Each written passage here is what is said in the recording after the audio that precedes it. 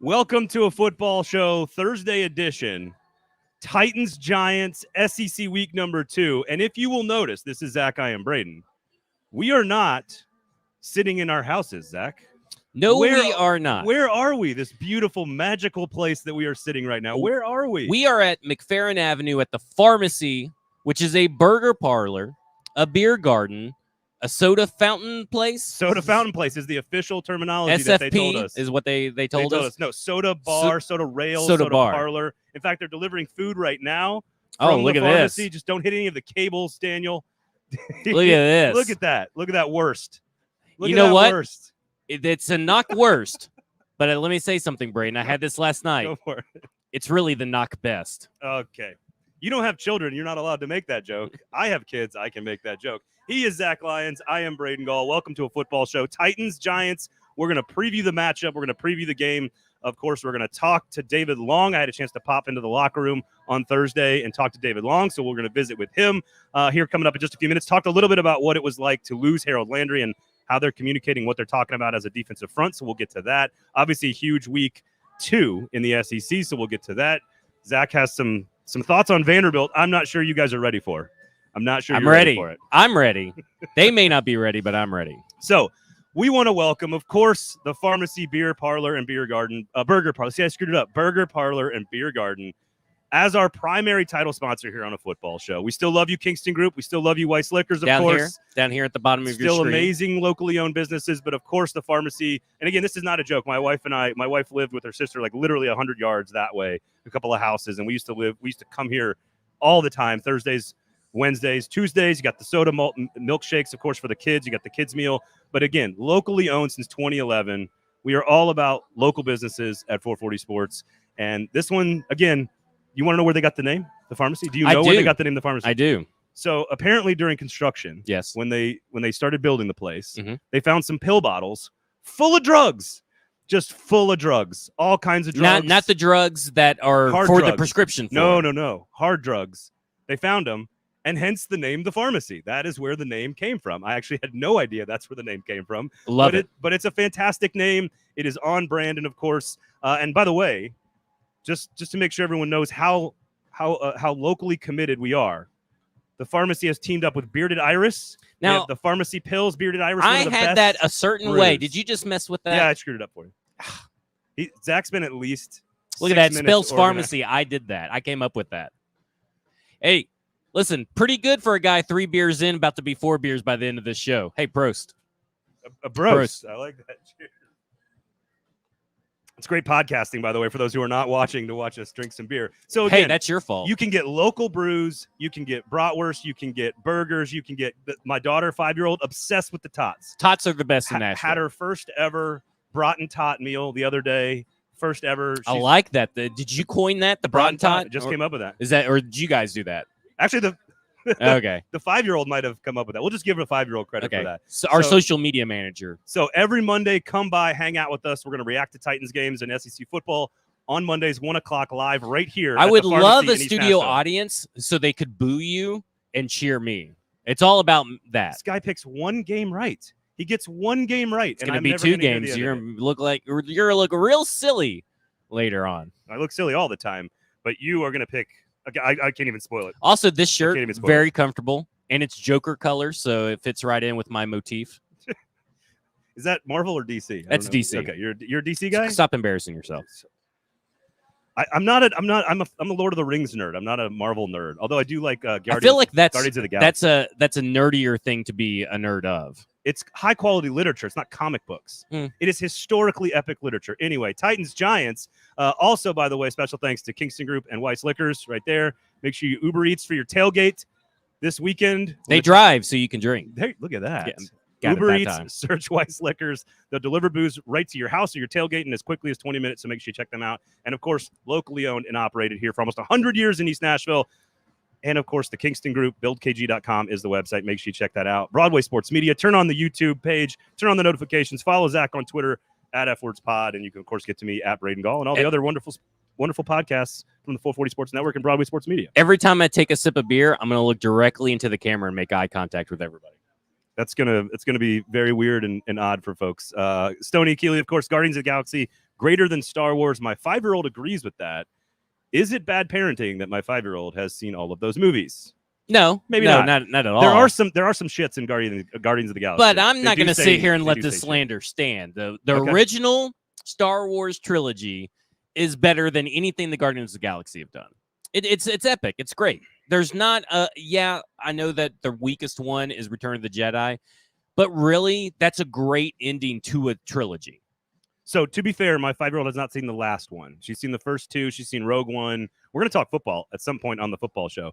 But she's not seen the final one yet. Yeah. That's the one she's got to see. But again, the technology on the new one's pretty good. Also, Guardians of the Galaxy is much funnier. Yeah. But for 1977, nothing beats what Star Wars was doing in 1977. And I got to see it. My dad went to a drive-through, bootleg copied, videoed that movie, Star Wars, and that's how I watched it on a bootleg video back in the 70s. So I watched it late 80s, early 90s that way. That is classy right there. Yeah. All right, Zach. That Kentucky class. Zach and Braden here on a football show live at the pharmacy every Monday, 1 p.m. right here. Come on out, react to Titans games on Sundays. Maybe next week we'll be previewing a Titans game against the Buffalo Bills. We'll talk Giants here in just a second and SEC Week 2. However, I did have a chance to head into the locker room, and David Long's a guy I wanted to talk to for a little while because he's every single season that the Titans have had, Zach, he has taken on a new role almost every year.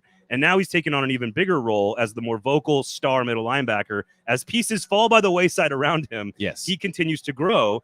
And I wanted to know how that has been on him personally from a human side of things, but also what does the defensive front talk about? How do they communicate? How do they deal with an injury like Harold Landry's? And here's what he had to say. For sure. I just think, it's just about just learning, and just going into that new year, looking at the things that you went through in the past and how you can apply the disadvantages or what hurts you to the next year.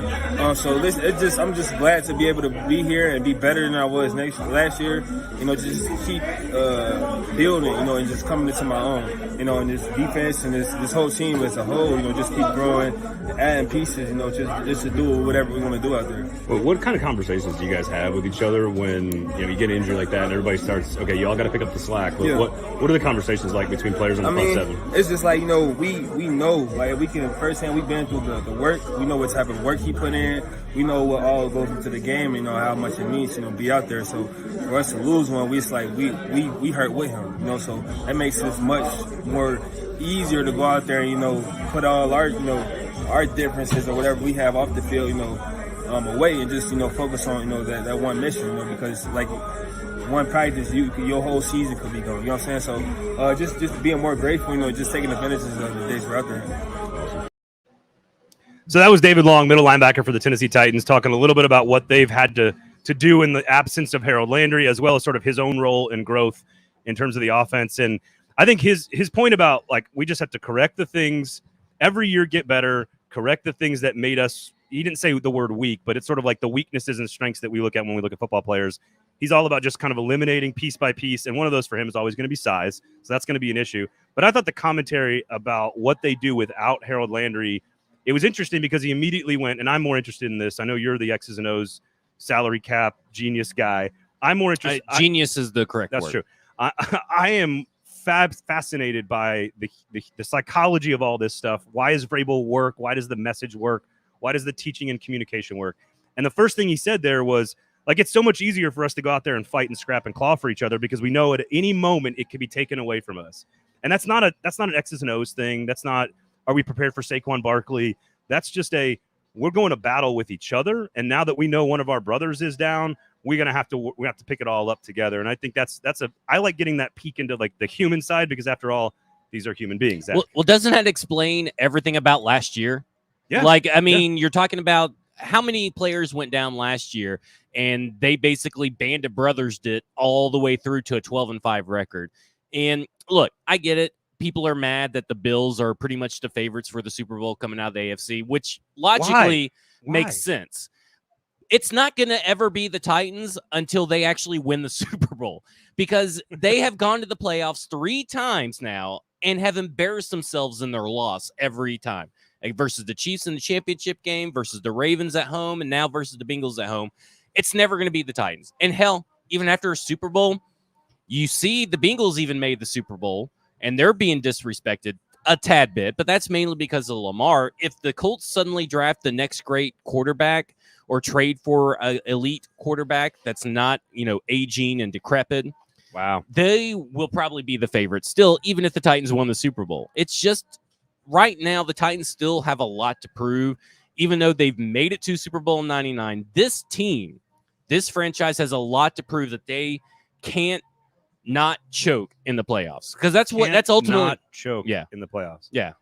They have to prove that they won't choke in the playoffs. I kind of had to switch mid-years. No, I know what you meant, though. And again, also, we've had this discussion so many times about media coverage versus quality of football. Yeah. We've had this conversation about Vegas betting and trying to split the odds down the middle and quality of football. But isn't it like same. every They're time different. everybody says that the Titans suck and they claim that they're the worst number one seed to ever make the playoffs and ever be the number one seed? Every time that the media, national media, says that, they've technically been right. Well, here's the question. Is some of their – because here's what's cool about – not cool, but interesting about how the media responds to a fan base. The national media wouldn't talk about that stuff if they didn't get the reaction they wanted. Right. Which from you Titans Twitter is to get all pissed off. Yeah. And so as long as – because I think what's happening is Titans Twitter and Titans fandom is we're getting into adolescence here. It's becoming its We're own teenagers. thing. Like it's becoming sentient, and we cannot stop it. So Sentient. it's like sentient. So it's it's AI is what it is. Yeah. Well, Skynet. I think a fan base in the NFL at 25 years old is still like really in like human life, like 12. Yeah. And so I think it's a young fan base that is now growing into its adolescence. It's starting to take stuff a little too personally. They've let regular season success go to their head. Yes. And so what's happening is eventually 10 years from now, 15 years from now, we are going to have a fan base that is 40 or 45 years old, a franchise that is 40 or 45 years old, and we're going to have a mature Nashville marketplace with more people, and therefore it will be treated a little bit more like a traditional NFL franchise. Right. But until that happens, they're just going to keep poking you teenage Titans Twitter because you act like a bunch of adolescent teenagers, because you are. And that's okay. I think you should bask in it. I think you should bathe in the sewers at this point. But this goes to the point that I think the players in the locker room, they know this stuff is going on. They know this stuff is being said, but it's like water off a duck's back. It just rolls off them because they're only as strong as the people next to them. And if the players start to be mentally weak and start worrying about every little thing that's said about them by the national media, that locker room will crumble. And I think that goes towards what he was saying is, we could be depressed and down in the dumps and sad about Harold Landry, and we are. I mean, personally, I'm sure they feel for the guy. Devastated. Yeah. But it's not. They are a mentally tough team that's ready to bounce back. And I think what Mike Vrabel said on Wednesday. Zach's had a fun 24 hours. I bet. It's at the pharmacy. It's been a really wild week for me. It's been here at the pharmacy where he drafted 2 quarterbacks in the first 4 rounds last night of our fantasy first draft. 6 rounds. We'll get to that later. But the point is that Wednesday, Mike Vrabel was talking about Ola Adeniyi and how much he's bonded with Ola, and I think that goes to the point of you can say what you want about how the NFL treats its players as a whole. They are treated like commodities. Mike Vrabel invests in these guys and these young guys, and he creates a bond. I think that's why you saw when the A.J. Brown trade happened that both him and John Robinson were visibly – they were sad. Yeah. I think they were sad. And I think that goes a long way into why the Titans continue to find regular season success, even though it doesn't translate to postseason success so far. Yep. And Austin Hooper, I had a chance to talk to him a couple of different times about this. Once at the beginning of camp, what did you notice about the culture? Because I'm fascinated with Mike Vrabel, John Robinson, and how they built the thing. You heard from Kevin Byard on our last episode on Thursday last week about how he views it. And Austin Hooper said it's noticeable from the first day you walk in. Your first day you walk into the Titans organization, it is noticeable that accountability, and again, culture is a cliche term. He even said, like, it's a corporate buzzword that's overused these days. But for this Titans team, you walk in, and it's first day noticeable, day one stuff. And every player I've talked to has repeated that. And I think that is what allows them, with Rashad Weaver and Ola Adeniyi and moving to Nico Autry around in the front 7. It helps they're going up against the Giants offense that may not be fully formed yet. Right. But I think it means that we can find some success in the first week. That interview, that trip inside the Titans locker room, brought to you by Weiss Liquors. Oh, you like it. Weiss Liquors, of course. You drink. so they can drive. There you go. Uber Eats, Weiss Liquors, booze will show up at your house, your tailgate party. Stock up before the Titans game. Stock up after the Titans game. It's walking distance from Nissan Stadium, folks. Walking distance from Nissan Stadium. Can I do a little shameless plug real quick? Yeah. Can I finish? Can I? Oh, yeah, go ahead. 10% off if you stop in. So that's tax-free booze. And, of course, locally owned for almost 100 years. Weiss Liquors, folks. Right there on the shirt. Okay, so Corey Curtis was on Football and Other F Words on Wednesday's show, and he talked about how the structure is a kind of like a relief for the players because the players crave structure. And I think you saw that with Dennis Daly. I keep harping back to when Dennis Daly was first interviewed in the locker room last week, and he looked like he just got freed from a 72-hour hostage negotiation, and he just looked relieved because it seems like a lot of the bad teams lack giving their players directions and expectations. Yes. And again, another reason why the Titans have a great locker room, despite what people said over the summer. And I can prove to Zach right now that I listen to his podcast every single week because he said that exact line on the podcast with Corey Curtis, Football and Other F Words, out every single Wednesday, wherever you get your podcast. Once a joke is good, you just keep on rolling. Keep using it. All right, let's get to the Giants preview here with the Titans. And the Giants have a new coach. Mm-hmm. We don't exactly know what to expect from the quarterback. We can guess on how he's going to use Daniel Jones based on how he used Josh Allen, which is a lot of mobility. I'm actually more focused because I know that's going to matter on replacing Harold Landry. We need to see how they do that for the Titans. I am more interested in how creative the offense looks with Tim Kelly. What does it look like with all the new pieces? Is it just Derrick Henry? How many wrinkles do they work in? Game flow is going to play a huge role, obviously, in how aggressive they can be. I want to see how creative they get with all the new pieces, the new tight end, multiple tight end sets, 4 or 5 different receivers that do 4 or 5 different things. I want to see what the Tim Kelly effect is on this offense in week number 1. I don't know if you'll see the full effect. I think you'll see like 1 or 2 wrinkles, but I think that versus the Giants with the Buffalo Bills coming in town next week, that's a good point. This team is not going to want to put a lot of creativity on tape. They don't want to give the Bills a lot to study on. I know you want to see it, and hopefully they don't have to reach into their bag of tricks to do anything because they're out ahead. Because the main thing is you got to be able to avoid a repeat of 2021 last year when they opened up and shit the bed. I mean, they shit it and sprayed it everywhere.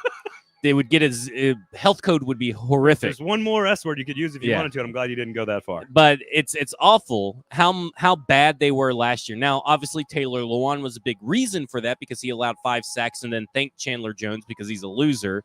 Well, he was a loser last year. Chandler Jones? No, Taylor Lewan. You don't think not a loser? He was. That's a loser mentality. Yeah, no, that's fair. That's weak. I hate that. Okay. But now he's healthier. He improved last year. Now he's healthier, so now he shouldn't allow whoever's going to be lined up against him, however they're going to deploy their defensive line, because obviously you got Nicholas Petit-Ferrer, rookie, on the other side. Yep. He should not allow 5 sacks. So I think that changes everything for this team in terms of being able to win this game. And I think a lot of it rests on Taylor Lewan, and a lot of it rests on Aaron Brewer, who Joe Rexrode wrote a great article that was on The Athletic this morning. We're basically great in Joe Rexrode. Great. Yeah, I mean, no, he's one of the best reporters in the business. I'm kidding. I mean, I don't use that very often. No, he's awesome. He's the best. It's a compliment for me. That's true. I mean, to say something nice about regular media folks. Yeah, it's all right. That's usually how it is. But Aaron Brewer, basically, in the thing someone was quoted in a saying in the building. Hopefully, it's not the NWI is wide receiver 2 guy, but maybe a more credible source. Maybe a more credible source said that Taylor Lewan and Aaron Brewer is going to be lethal. So that there is high praise about Aaron Brewer and Taylor Lewan, but specifically AB, on the fact that that's all that anybody's been able to talk about in that building. I don't know if maybe they're trying to pump them up. I think in the run game, it's a lot of fluff. No. I think in the run game, I'm behind that. Okay. Taylor Lewan healthy, Ben Jones with Brewer's athleticism, with Derrick Henry healthy. You have multiple tight end sets. You can bring Swaim over there. You can bring Chig. You can bring Hooper.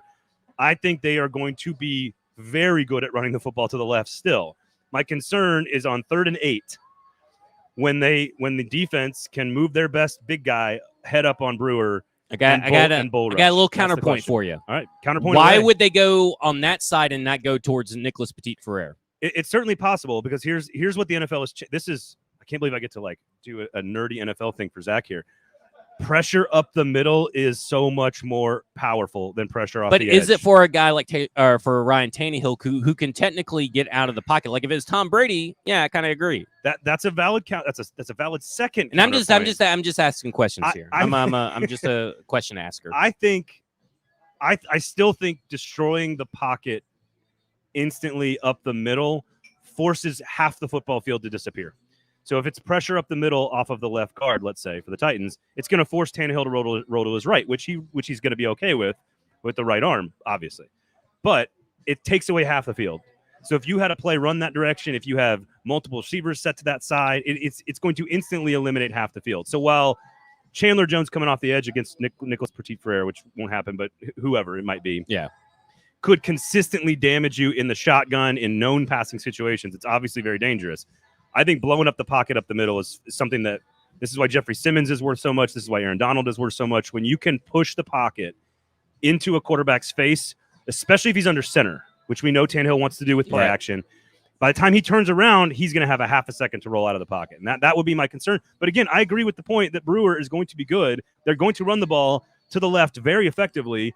Also, the screen game with Brewer is going to be great because Brewer's athleticism in space, and maybe pulling him counter traps the other direction for that matter. What is going to be interesting, not interesting, and you guys talked about this on F Words.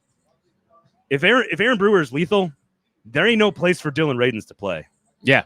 Like Dylan Radins is, at this point, Dennis Daly might be the swing offensive lineman ahead of Dylan Radins, and that's a concern for Radins. So. Yeah, it's a concern for Radins, but I really don't feel bad for him. I ain't got time. It's regular season. I ain't got time to feel bad for backups. It's the regular season. So, is what it is. Name me the second cornerback for the New York Giants that's behind Adoree Jackson. I can't either. So there you go. Like no Kayvon Thibodeau, no Azeez Ojulari. All their best players. Basic, and then you got Adoree Jackson, who we know is burnt toast if he lines up against anybody that's any good.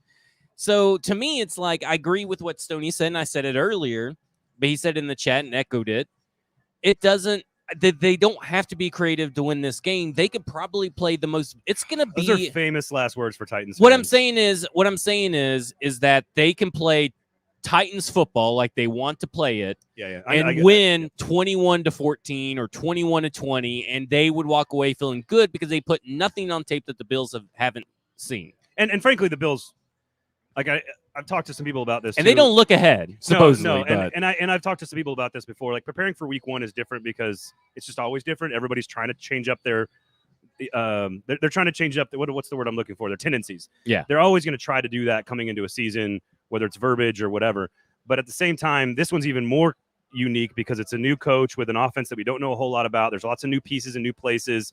I mean, I think we know pretty much what this is. It's that Daniel Jones sucks and doesn't really matter. But to your point about not having to get creative with Treylon Burks in the backfield or Robert Woods in the backfield, like they're not going to have to put any of that on film because ideally, to your point, and I think you're absolutely right on this, and this is where the prediction business can get very simple, which is if you line up and you run the football with Derrick Henry against an inferior opponent at home after being embarrassed in the same building to end last season, that's all you should need to do, and that's how you should win the game.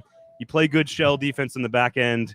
You force Daniel Jones. I would not be blitzing a whole lot. I would let the front line do the work, and I would let Daniel Jones make mistakes, and I would hand the ball to Derrick Henry, and that should be enough to start 1-0 if they don't come out flat like they did last year. Yeah, I agree with you, and that's the key. There's a difference between being bland and playing flat. Very true. And I think that you could play bland football and be effective, but they cannot come out and allow this team to be all up in its backfield.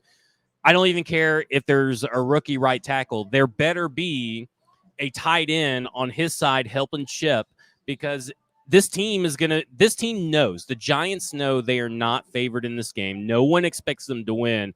But this is a Titans team that loses to those teams all the time, especially early in the in the season. And those were your plans for the game, brought to you by the Kingston Group.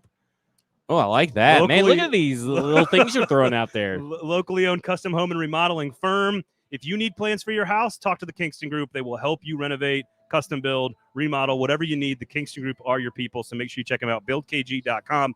It's not difficult, Titans. It's not difficult. Run the football. Don't turn the ball over. Play shell defense. Let your defensive front eat. You should win the game. Speaking of eating. Is that too easy? Is that too simple for No. the Giants? This is the Giants we're talking about. Listen, I'll say the Damn same thing Giants. like I said last year. The Titans should have beat the Cardinals. There's no reason that they shouldn't have beat the Cardinals, except for that they just utterly sprayed the bed. There is no reason that this team shouldn't beat the Giants.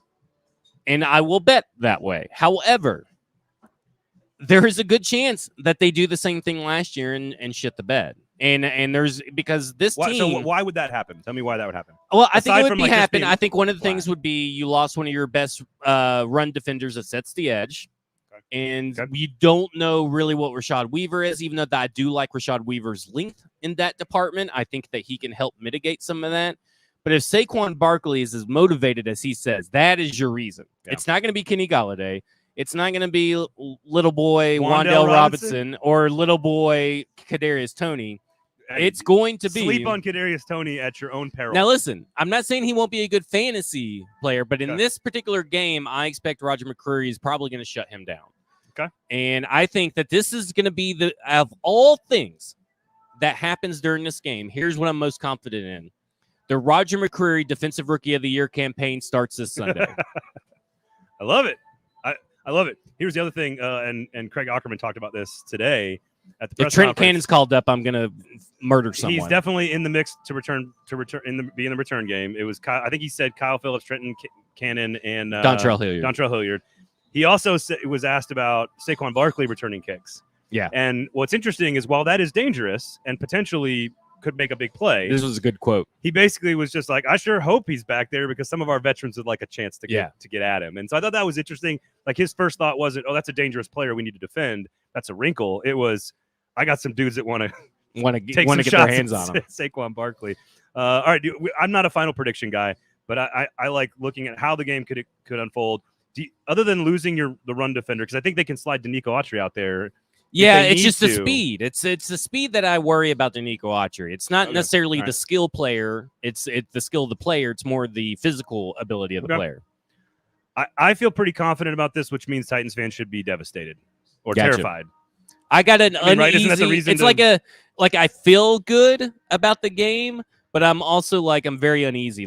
It's very much I'm riding a fence post kind of deal. Welcome. That sounds really painful. Welcome to the football season, Yeah. baby. That's what this is for. Enjoy the journey. Enjoy the journey because that is the whole point of this. Being a sports fan is the anxiety. Enjoy it. That's the whole point of all of this. Just real quick. Yeah, man. All my life I've hated sauerkraut, and last night I tried it for the first time in probably 10 years. Yeah, not ever, Not but it's first time in 10 years, maybe 15. It's pretty good. Great sauerkraut, just fantastic. I Just want to throw that out there. I might argue the best sauerkraut in the city. It's the only sauerkraut in the city I've had, so I agree with you. It is the best. We are live here, of course, football show at the Pharmacy Burger Parlor and Beer Garden, McFerrin Avenue, East Nashville, locally owned for over a decade. Trustworthy beers, brats, burgers, tots. I'm not sure what there's And not great to love. service. We don't really, we talk about the food, we talk about the beer. Great service. I think the service staff here has been wonderful every time Look I've at this come. place. Look at this amazing Yep. place. Why would look at And this? it's Why would so you not great want to come here outside. and have lunch? Why would you not want to come here and have lunch, especially Yeah. as the weather gets a little cooler? I know it looks Getting like nicer I'm and nicer. sweating, but that's because I, am hungover, but also had 4 beers. But it's great. It feels great outside. He's not lying, folks. You can't accuse him of being dishonest. Nope. You cannot accuse him of being dishonest. Anything else for the Titans? They call me Honest Dave of the Titans media.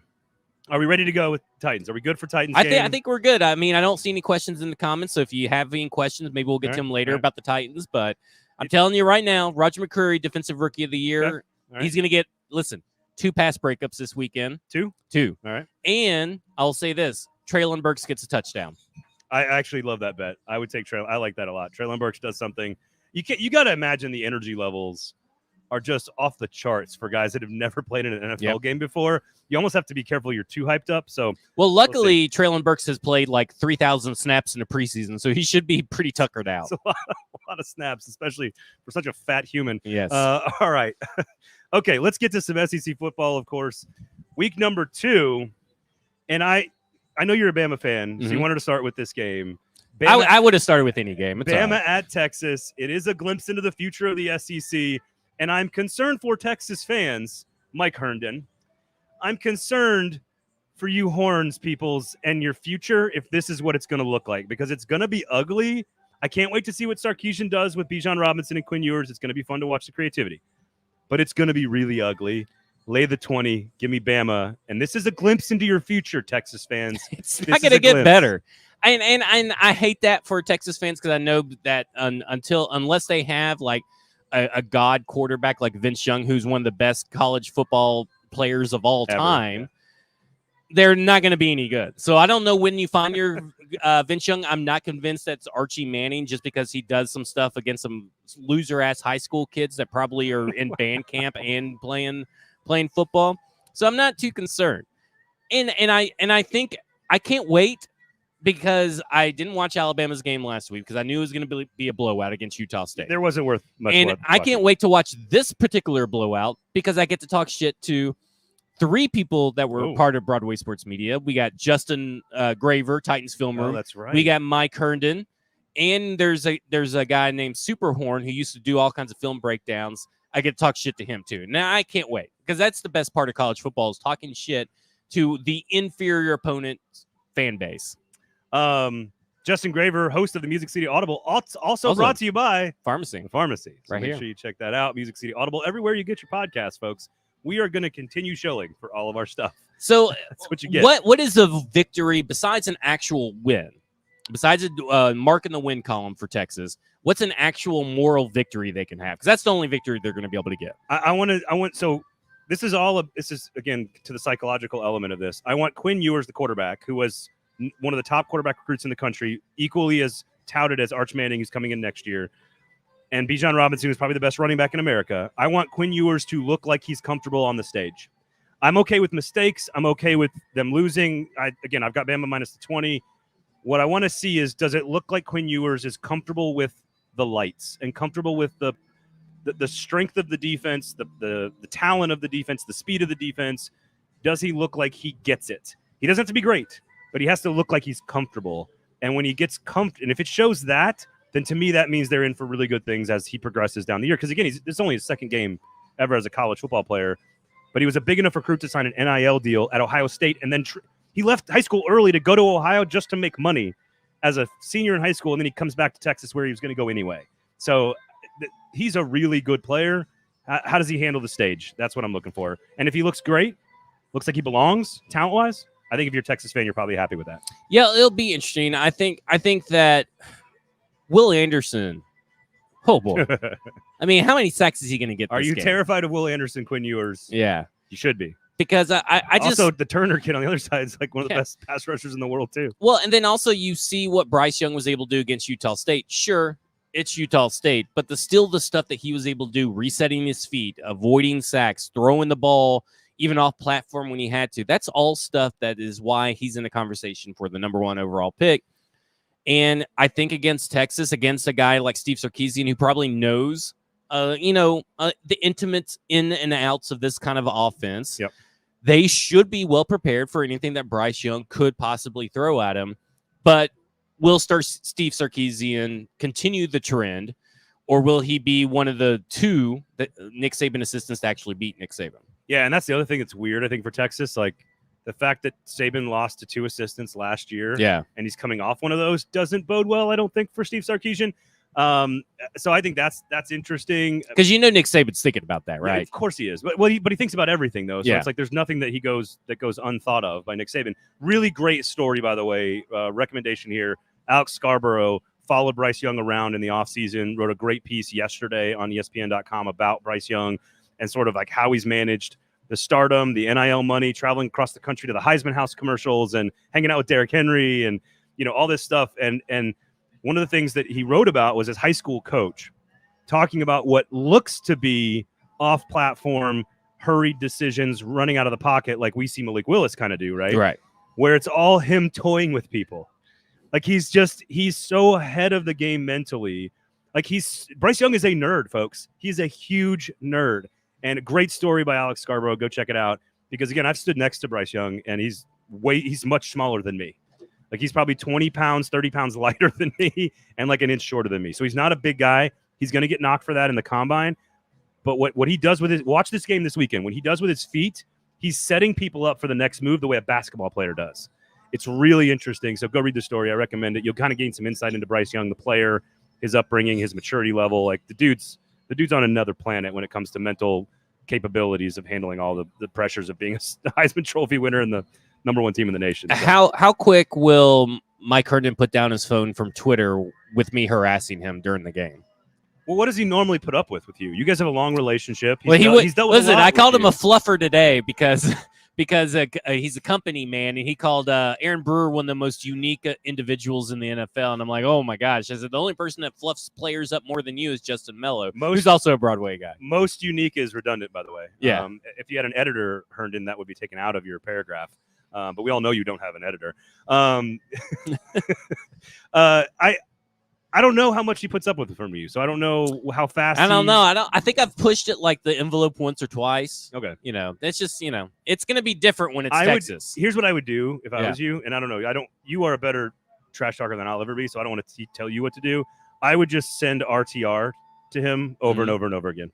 Just simple, clean RTR, RTR, RTR, RTR, RTR. Just do it every successful play that goes for positive yards. Just over and over and over again. RTR, RTR. RTR. All right, what's next coming up? Kentucky and Florida. Right before we came on here, Kentucky got some news. This is the biggest game in the SEC, in my opinion, this week. Yes. SEC East hierarchy at stake down in Gainesville. Stoops won there last time, Kentucky, and they got some good news. Jordan Wright going to be back in the lineup, one of their better linebackers. They did not run the football very well at all last week. In a win, an easy win, Florida could not stop the run. So you sort of have weakness on weakness. 2 top 10 potential quarterbacks in the NFL draft in Will Levis and Anthony Richardson. So that's going to be fun to watch. There is so much to enjoy with Kentucky and Florida in Gainesville on Saturday night. Yeah, I'll probably be glued to this TV for a second Florida game in a row because it's obviously the biggest one in the SEC this weekend, easily by far. And I think that a Swampfield Advantage is back for the Gators, and I think that's the deciding factor for this game against University of Kentucky. You saw Billy Napier talk about it in press conferences almost all week about how the fans – so he's really pumping up the fans because now you got the fans that showed up to the game, didn't really know what to expect, right? Now you got the fans that saw them win a game in exciting fashion, saw their quarterback be something awesome, saw that Billy Napier's the truth. And that place is going to be packed. I don't know how many Kentucky jerseys or Kentucky colors you'll see, but I think that Billy Napier's smart for putting out a call to get home field advantage back for Florida and get those fans in the stands, and they should go to this game. And I think that it will be 95% Florida fans. Oh, yeah. And honestly, what's fascinating about you picking up on Billy Napier's message to the fans was that his message to his team was the opposite. His message to the team was basically, you guys suck. You didn't win anything last week. He was just serving up he was like, get rid of that rat poison. It was all about rat poison. And everything Napier does is prepared and planned for.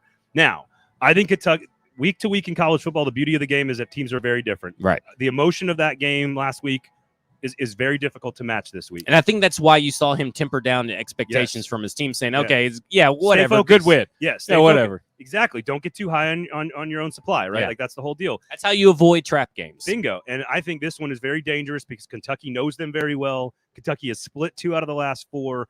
Levis threw for over 300. Again, they ran for 1.9 yards per carry, 50 yards rushing last week for Kentucky. That is garbage. But you know what Florida did? They gave up 230 yards on the ground, 6 yards a carry, could not stop Utah. So the question is going to be, which one of those 2 units holds up in the second half? Point spread is 6. Is it a hedge to say Florida outright, Kentucky +6? Because I like Kentucky to play very well in this game, but Anthony Richardson is sort of the difference maker. If it's home field advantage, I almost have to take Florida. I think lay the points. I would play it safe. I wouldn't even hedge. Just if you're going to bet Florida money line. And, I think that's fair. Because you never know. You're right. You never know what's going to happen in college football. But I believe in this Florida team, and I believe what their coach is doing. And we know from what we've seen Kentucky do in the past, they struggle with top-tier teams. And maybe Florida's a little overranked at 12. They are, yeah. But I think that they are inappropriately. They should be ranked, and I think they should be ranked higher than Kentucky. And I think that with all that's on the line at home, it's hard for me to believe in Kentucky. I like Florida as well. They found some running backs last week. Travis Etienne's little brother had a really nice game. Yeah. I'm still worried about the same things for Florida. I'm still worried about the receiving core, and I'm still worried about the defensive front holding up across the length of the season. In this game early on, and again, the wild card is going to be, as long as Anthony Richardson is in control of that offense, as much as he was last week, complicated stuff. We talked about this on the Monday pod. Pre-snap motion, multiple shifts, throwing on the run, layered throws over linebackers and underneath safeties. They're asking him to do NFL stuff, and he had it in his first game against a great defense. That means they have a chance to win every game that he plays. Let me ask you a question, because it goes really, when you look at the teams, it kind of, for me, goes to coaching. Billy Napier, you're high on him. I'm high on him. He's put what he said into practice in the first game. Where do you rank him among these SEC coaches? Because I know Mark Stoops has the staying power, and he's done really well with Kentucky. But is Mark Stoops just a Kentucky football coach, or could he go somewhere else and succeed? Because I feel like Billy Napier, wherever he goes, he's going to succeed. Well, and he waited. He passed on Tennessee, Auburn, Mississippi State, LSU to take the Florida job. So I bet Tennessee fans are a little miffed. They won't admit it. No, well, but they're a little you should be, and so should LSU and Auburn fans. Yeah. Like somebody, especially Auburn fans, especially Tim, the Auburn fan, Tim from last night's fantasy draft. That's right. Tim's in here saying, "Is Texas back?" No, they're not.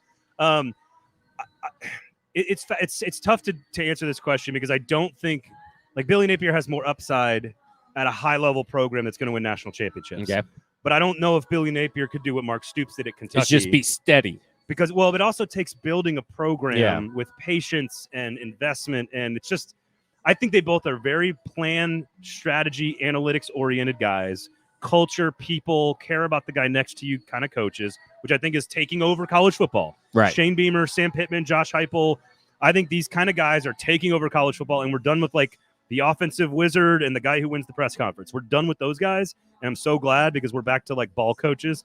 And I don't know if Stoops could have the same upside as Napier, but right now, you can't, like, Stoops just passed Bear Bryant. Like, Stoops has the more established career, has been a better coach for a longer time in the SEC. You got to rank Stoops ahead of him. I have said this all along. I think Brian Kelly, which I might be wrong about, I think Brian Kelly will have the best first year. I think Billy Napier will be the better hire long term. That is what I've said all along about those two guys. So Billy Napier might just be better in both situations. So.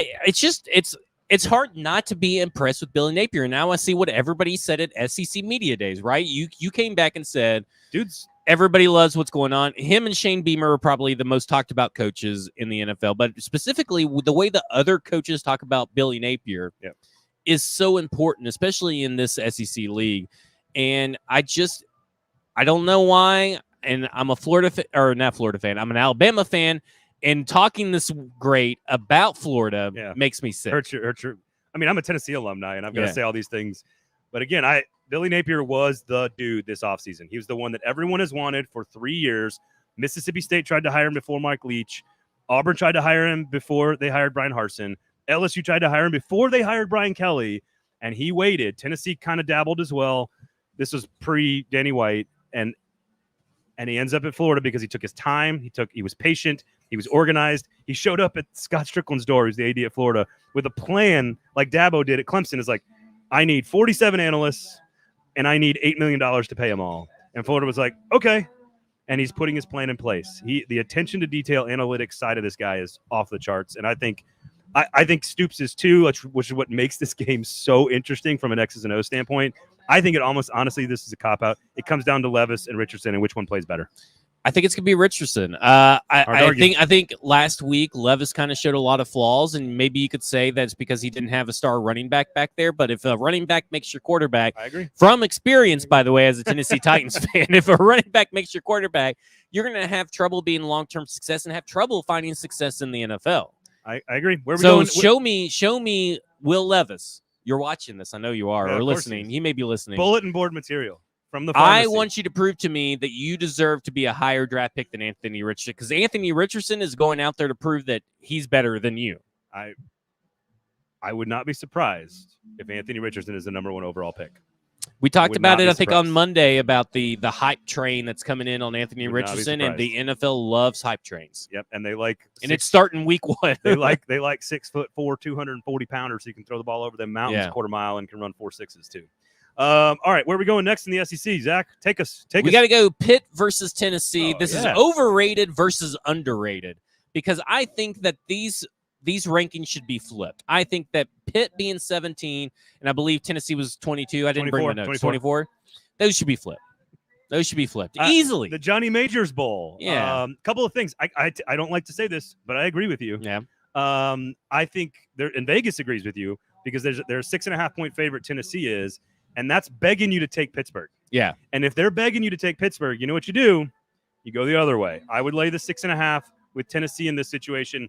I think it's hard for Pittsburgh to match the emotional levels of the backyard brawl from last week. Mhm. That game is so important to those folks, the fans, the players, the coaches. It is so important. I actually talked to David Long about it before we sat down and did our little interview. I was like, did you and Rashad Weaver, I was like, did you guys watch the game? And he was like, oh, dude, we were texting back and forth the whole time. And it's because that game means so much. The crowd was insane. I don't know how they match that emotional level. And I think Pat Narduzzi, the head coach at Pittsburgh, doesn't like offense. He keeps putting his spread quarterback under center. And when they were under center, they were terrible last week, like under 4 yards of play. When he was in the gun, they were like 9 yards of play. And I don't have any faith in Pat Narduzzi and that new offense, Frank Cignetti, to actually use Keaton Slovis the way they're supposed to. And I totally trust Josh Heupel to use Hendon Hooker the way they're supposed to. Running the ball against that defensive line is going to be tough. But I like Tennessee, 35, 42 points. Can they get a stop late to cover the spread is what I think we're talking about here. So I like Tennessee. I think you're right. Pitt's overrated. Tennessee's underrated. Lay the points. Mark my words. Tennessee wins by double-digit points. That would be good for my bank account. Okay, and I so got the balls minus 6.5. Here's where I'm at on this. You have no faith in the Pitt's offense. I have no faith in Pitt's defense. Oh, defensive line is very good. It's very good, but the way this offense attacks you and keeps you on your toes and keeps you going and going and going. They're like the Energizer Bunny of offenses. I don't know how Pitt can handle it over a full course game. So I think it's kind of like running Derrick Henry in December. Maybe it's close at the beginning of the first half, but once second half comes around, you're in the fourth quarter. The way this offense moves is like Derrick Henry pounding you. 3.5 yards turns into 5 yards, turns into 7.5 yards, turns into a 99-yard run with 3 stiff arms. I agree. There's a dangerous side to the tempo that they ran last week, which was like every 12 seconds, which is insane. They were last year in time of possession. So if the other side wants to bleed the clock and wear your defense down, like actually this is what Ole Miss did in that really controversial game. They were able to stay on the field so long and wear them down. And because Tennessee doesn't take a long time with the football, there is a double-edged sword there. I agree with you. It can mutilate the defense and wear them down and abuse them, and they can hit big plays and chunk plays and explosive plays and all that stuff. Eventually, you do need to. If you're up by 14 in the fourth quarter, like you need to take some time off the clock too. So, what did you think of Tennessee's performance? I know on defense. I know it's against Ball State. Did they show you? Did any player kind of stand out and say, "Okay, maybe I was a little low on Tennessee because I was scared of their defense"? I'm going to double check this, but my issue was that they didn't get a ton of pressure on the quarterback. They didn't. I don't think they got a sack. No, they didn't get a lot of pressure on the quarterback, and outside of that interception that happened because Ball State Mike New came out and wanted to run a flea flicker, basically. Outside of that, I didn't see what we talked about on the show last week was disruptive havoc plays on defense. Show us that you're better than this inferior opponent, and I'm not sure I saw a lot of that. So I wanted. Could that have been kind of like a thing like a New York Giants versus Tennessee? Maybe they didn't want to show a lot on tape, or is that just the talent that you expect? 'Cause that's the talent you pretty much have touted. Is essentially that this team. Defense, that's their Achilles heel, and that's why they won't be able to stay in some of these bigger SEC games. So I think it's still like Florida. Okay. Just kind of question mark. I think it's still a major concern with Florida. In fact, I would be more concerned about Florida today than I was at this time last week. Kentucky, I'm about the same on. Okay. Because the running game didn't look as good. But again, this is where you can overreact in college football to 1 week. You want to make sure you sort of accrue data and then you analyze that data as you get it. We're going to learn a lot about the secondary and the pass rush. because Pittsburgh could not run the football, and West Virginia is pretty good on the defensive line. So I think we're going to learn about specific areas of Tennessee's defense. I want to see Barron this will and Young. be a game that you can kind of see the trend of where this defense is headed. I want to see Barron and Young come off the edge, make some plays. I want to see them play behind the line of scrimmage the way they did last year. They did not do that against Ball State, which is a concern. So I want to see that. And again, if Slovis is back in the gun the whole time, that's a big concern if I'm Tennessee. If Pittsburgh decides to shoot itself in the foot and play under center and try to run between the tackles, I think Tennessee will eventually pack the game in enough, and then the offense will score. So it's almost like if Pitt decides to play Tennessee style and go big and sling it around, that's actually more concerning. But we know Pat Narduzzi wants to slow it down and run the football, and he hates offense. So I think Pat Narduzzi almost is his own worst enemy in this game, and that's why I like Tennessee. Also, Vegas is telling you to take Pittsburgh, which means you should take Tennessee. So. Exactly. All right. Do you have a declaration here? By the way, football show live from the pharmacy here. Come out on Mondays. We'll be reacting to the Titans game. Of course, Weiss Liquors as well. And, of course, the Kingston Group, our great sponsors here on a football show. At F Words Pod, right there, at Braden Gall.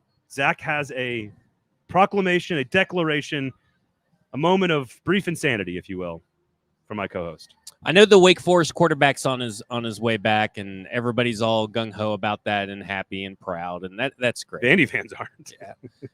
Vanderbilt's winning this game because they don't care. Plus 365. Put your money down. I am literally going to bet after this show goes off. I am betting $100 on the Vandy money line. You're gonna put $100. I'm putting $100 on Vanderbilt. That's on my unit. I'm gonna do it. You're gonna put $100 on Vanderbilt to win outright against a team that is a 2-touchdown favorite. Don't care. I don't care. Obviously. And here's why. Because Mike, the quarterback, he's awesome. He is better. He's awesome. He's better. What has Wake Forest shown that they are going to do anything? This is the best Wake Forest football we've ever seen in the history of Wake Forest. Isn't that like saying that this is the thinnest I've been for 5 years? It's still not thin. I don't know. It's like saying it's like James Franklin Vanderbilt. Yeah. And they're not close to James Franklin Vanderbilt. I believe I bought in. It's God. been 2 weeks. I bought in on this offense. I've been reading those Clark Lee books off the shelf. Vanderbilt is going to win this game. Ride it with me. 3 in a row. And that gets you your 2.5 games over. It does. I wouldn't hate that. But I have money on Wake Forest -10 because as soon as Sam Harton, who's the quarterback for Wake Forest, it's only moved 2 points. He's played 50 games. No, it's moved 4. It went from 10 to 14. Oh, it's 12.5 when I was at the bar. It must have come back down then. So that's good. Oh, it's trending back towards my way. Just saying. Stop it. Listen, Vandy fans, we love you, and I hope Zach's right. People told me last week I was crazy for Florida. That's not. It's a 2-point spread at home. You called me crazy. I'm pretty sure. Well, I'm pretty sure you are. Or drunk. I'm both. Vanderbilt money line. Put it down. Oh my God. Put that money down. Throw it, and then come to the pharmacy and spend your winnings on burgers, beer, and brats. And you can heckle brats me because that would give. So I had a couple of big wins on Zach when we launched this show back in April. I had a couple of big wins. I won like the first 3 bets, and Zach has me right now. He's on a winning streak and he's feeling himself a little bit over there. Okay, you can come heckle me if Vanderbilt wins outright. You Vandy fans, you come give me a hard time. I'm totally good with that. I believe in anchors down. Let's do it. Anchors away, whatever it's called. Anchors away. Anchors away. Hey, anchors away. All right. Hurry up offense here in the SEC. We'll take a look at some other stuff. Haynes King for Texas A&M is worth watching. They're going to play App State. App State just dropped a 60 burger on North Carolina. They didn't look great against Sam Houston State, so keep an eye on Haynes King, the quarterback for Texas A&M. If he plays really good football this year, A&M very dangerous. Missouri at Kansas State, only a 7.5-point spread. I think that's going to be a fun game to watch. That's interesting. Old Big 12 rivalry there between those two. The one to watch, though, really is Spencer Rattler in South Carolina at Arkansas. Arkansas has a chance to go 2-0, 8.5-point favorite. South Carolina did not look good last week in Spencer Rattler's debut, 4.3 yards per play. I want to see more. The shine really came off of Shane Beamer and Spencer Rattler pretty quick. I tried to tell y'all South Carolina was overhyped. So Ole Miss also struggled last week as well. They get Central Arkansas this week. It doesn't really matter. I want to talk about this Arkansas game real quick. I want to see KJ Jefferson be not what he was last week. I want him to I want him to be better. I need to see some improvement, especially against South Carolina. But I want to ask you something because I saw this on today is Thursday. So every Thursday at BroadwaySportsMedia.com, they have the Terrible Titans Twitter takes. So Rob Greenlaw amasses all these Twitter takes. It's one of my favorite pieces that Broadway Sports it's ever great. done. Yeah. He amassed some that I have not seen. And you know me, I'm in the sewer. So he's like subterranean under the sewers near the Earth's core of Titans Twitter. Ninja Turtle style. Let me say something. Someone said that they hope that the Titans tank purposely for Spencer Rattler. That silence. I don't know how deep you have to go into the sewers to find that one. Yeah, that one's bad. That's the worst so one I've deep. ever. I couldn't so believe deep. it. That was even number 1 of the week. How about this? And this is not. I don't even think this is a hot take. Spencer Rattler is not even a top 6 quarterback in the SEC. Oh yeah, I agree. He's not even a top 5 quarterback in his own conference. No, I think that you could almost argue that he's probably the worst quarterback in their part. Not the worst, but he's barely a top 5 quarterback in the East. Yeah, that's what I'm saying. Who's better than him in the East? Hooker, or worse Richardson, than him? Sorry, Levis worse. are better. Stetson Bennett is not as talented, but he's better. Damn, dude plays better football Yeah. now. He plays with a better team. Yeah. Brady Cook. But I mean, we saw Spencer Rattler in Oklahoma. Mike Wright might be. Telling you. Spencer Rattler has a lot of talent. 3-0, Mike Wright. He has not delivered on that. And the offensive line for South Carolina sucks. I think KJ Jefferson was better than you're giving him credit for last week.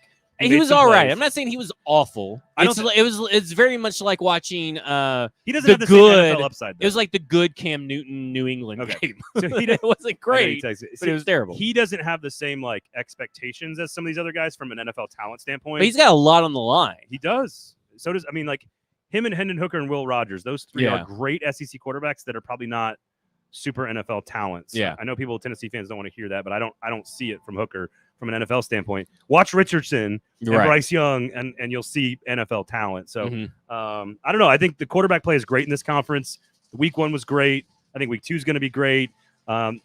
Titans, Giants. It's just going to be awesome. Week 1, weekend. Noted liar. Okay, so now we get to see what the real SEC looks like this week. The second thing is, and I asked Corey Curtis this question. Week 1, NFL, the worst thing you can ever base teams off of is week 1. Yeah. What do you think everybody's going to be overreacting to and will be the main topic that will end up being wrong in the NFL? Okay, so what's the prediction about this weekend that everyone's going to overreact so to that like, will be wrong? Okay, so let's say let's say the Chiefs struggle and Mahomes struggles, and everyone's going to be like, are they done? Yeah. And that's stupid. Okay. I could see that happening for either quarterback on Thursday night, frankly. What if the Texans beat the Colts? How will that narrative change, that's even if the Colts are maybe better than the Texans? I do think the Texans are going to be better than people think. They're going to sling it. I do actually, too. what I think it might be is, no, I think that could be Stafford. Okay, the Eagles blow out the Lions. That's a good one. Or the Lions blow out the Eagles. That's a good one. That I think that could be a week 1 liar. If the Eagles dominate, everyone's going to flip out about the dream team offense. Everybody's going to be going Eagles, Bills, Super Bowl. Yeah. I can see the Eagles being a big one. I think the Rams, as a defending champ with Stafford's elbow, is a very undercovered story. They say he's 100%. He says he feels better today than he did week 1 last year. Sure as hell sounds like Tommy John surgery to me. It sounds like a pitcher that's like, apparently he hangs out with Clayton Kershaw. I tried to get it fixed in the offseason without surgery, but now it hurts and it's bothering me and I can't throw, but I can do everything I want. That strikes me as like week 7, he's got Tommy John Here's surgery. a good one. Baker's going to overperform and everybody's going to say. I like that. Yeah, that's a good one. Okay, that's good. Rare good point by Tim Dodge, Auburn fan. Thank you guys for coming out last night, by the way, Tim included, for our fantasy draft right here at the pharmacy. That is why Zach is, in fact, a little hungover and sweaty today. Hair of the dog. Attaboy. He's had a few beers today as well. Hey, football season's here, man. The NFL's here. Thursday night's here. The wife's out of town. The wife's out of town? Wife's the whole out of weekend? Town? Well, whole weekend. Up until Sunday during the fucking Titans game. Watch out, Goodlettsville. He's on the loose this weekend, folks. All right. First of all, Mondays, 1 o'clock. Come out to the pharmacy.